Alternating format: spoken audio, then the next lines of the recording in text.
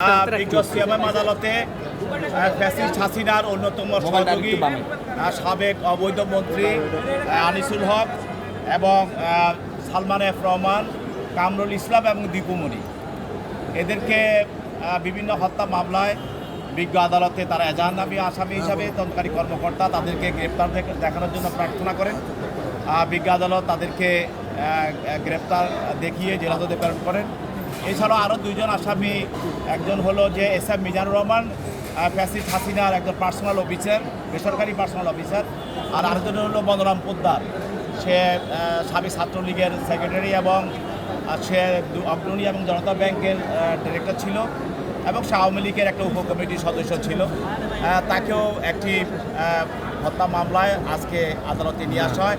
আর মিজানুর রহমানকে একটি টাকা আত্মসাতের মামলায়, চাঁদার মামলায় নিয়ে আসা হয়। এই দুইজনকে বিজ্ঞ আদালতে তুলে তদন্তকারী কর্মকর্তা তাদের বিরুদ্ধে রিমান্ড প্রার্থনা করেন এবং উভয়কে দুইটি আলাদা মামলায় 4 দিন করে রিমান্ড মঞ্জুর করে তদন্তকারী কর্মকর্তাকে তাকে জিজ্ঞাসাবাদ করার জন্য বিজ্ঞ আদালত অনুমতি প্রদান করেন।